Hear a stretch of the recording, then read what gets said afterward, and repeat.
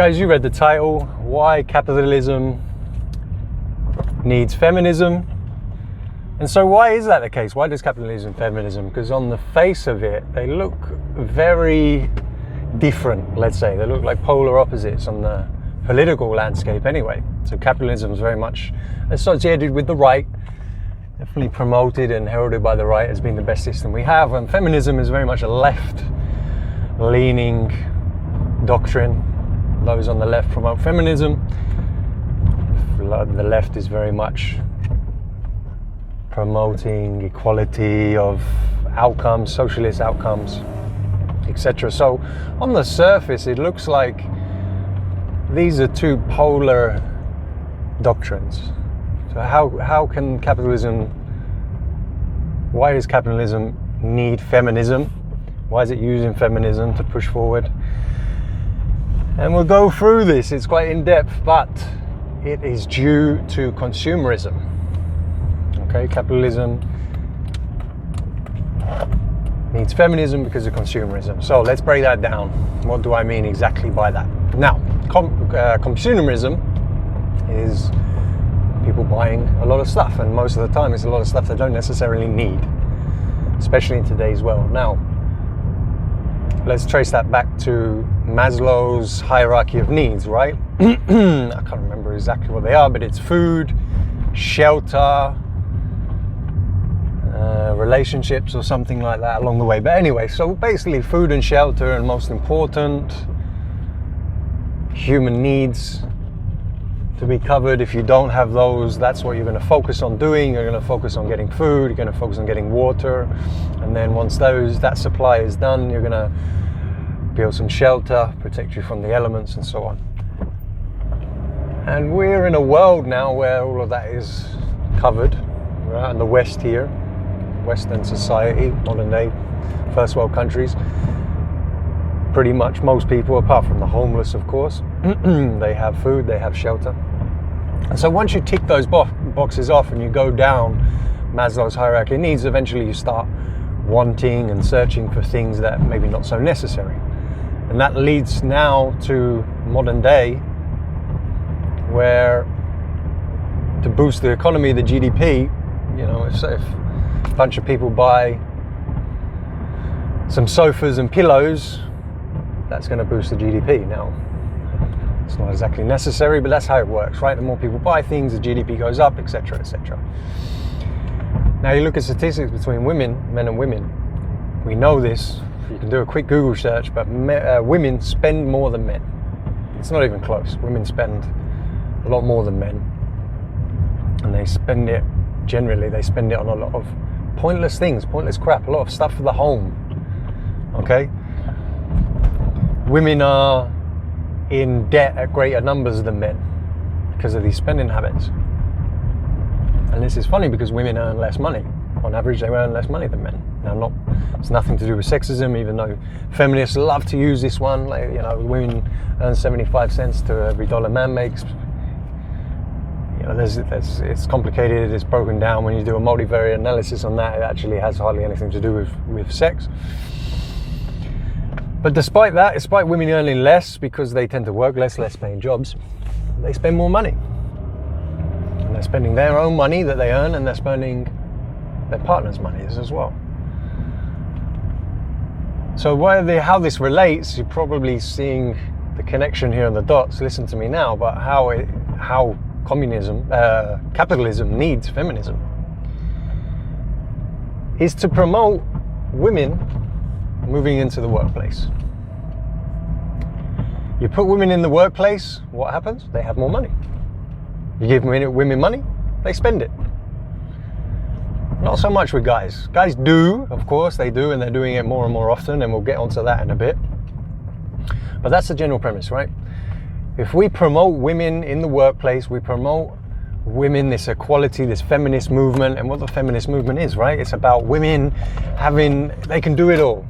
Promote their careers. Now you've seen this. This is a big promotion of careers. You should be working women, earning your own money, be a boss bitch, work your way up in companies. There's a huge push for women to own more companies and work their way up those structures and hierarchies and earn more money and so forth and so forth. And this is really promoted. You see this with big corporations. You see this with huge corporations, Amazon, Nike, Microsoft, all these, Facebook, all these corporations. They really promote feminism.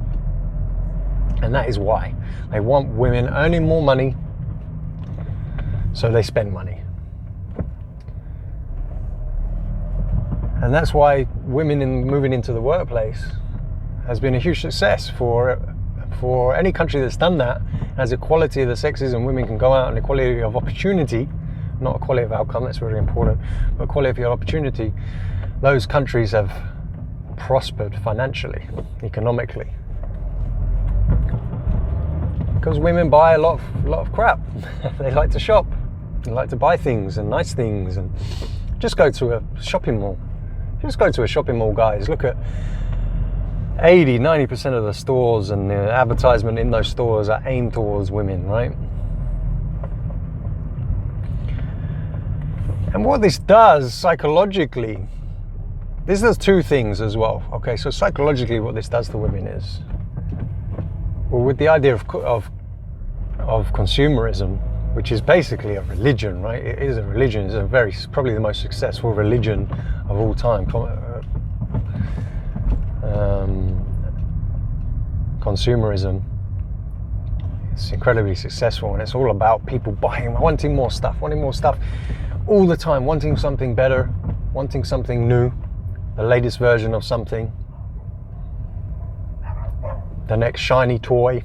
And I can't help but look at that, and I can't help but think this creates a habit in women's minds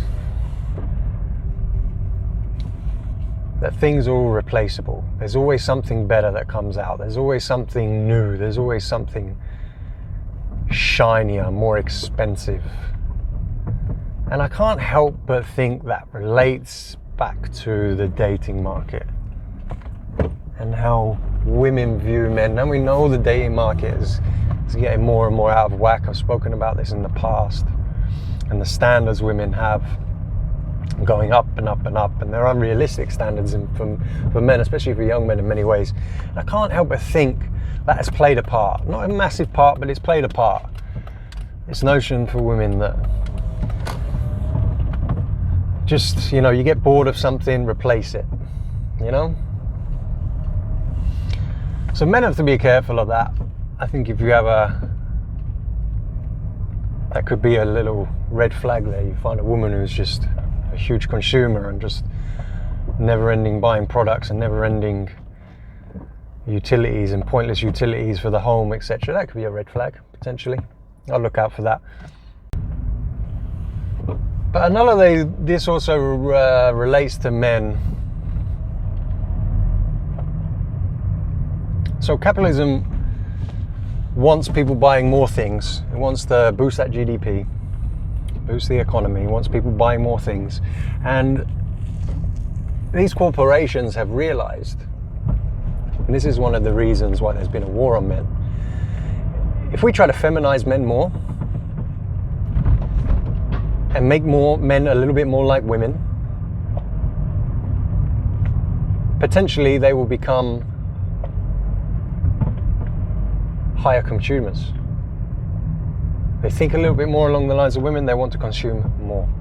And I think this is what's happening. You see this big push now, this attack on masculinity, feminization of men, but even in men's lifestyle brands, eventually they start to become more and more feminine, don't they? And they very much promote a very shallow, materialistic version of masculinity, and that is basically centered around the fact that they want men to consume. It's about buying fancy things and clothes and great, nice cars. Everything's got to be new, great things for the house, and you see that. And I think we've got to be really aware of that. What's going on here? These corporations. Now, I'm pro-capitalism. I think capitalism is the best system we got. I think it's not a great system. There's many things wrong with it, but our best hope is to improve capitalism. However, these corporations, all they care about is making profits. That's all they give a shit about. They don't really care. They'll champion women's rights and all this bullshit. Well, women's rights, women have all the rights that men do in the West today, English-speaking West. They have it, but equality of outcomes, they'll try and promote all this crap and it's nonsense. But they don't really care. This is what I'm saying. They don't care. They just care about making money. And they've realized if you can make women a bit more like men, push them into the workplace, make them more money orientated, they'll spend more things. And if you make men more like women, they'll also spend more things, so they want to buy more things. So be aware of this, guys. This is definitely a ploy here to take your money, to get you buying crap, things you don't really need, spending money that you don't really have, because like I said, women are in a lot more debt than men, right? And at the end of the day, if they can just, this is the goal, this is, you know, if you look in bigger picture, the big picture is for these elites, for these corporations and people that really run the show, is they want to give you just enough money that you can buy some things and you can feel comfortable, you can buy some pleasures and comforts here and there, but they still want to keep you poor so you're a slave. They don't want you to become free financially, because then you're not easily controlled. So beware of that, guys. If you're out there and you're listening to this, that's my advice. Yeah, don't fall for that advertising propaganda.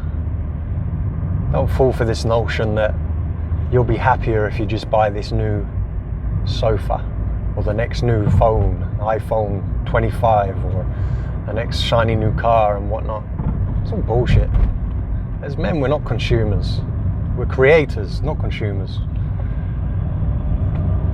And if you're a woman watching this as well, yeah, just that's why these corporations will push feminism.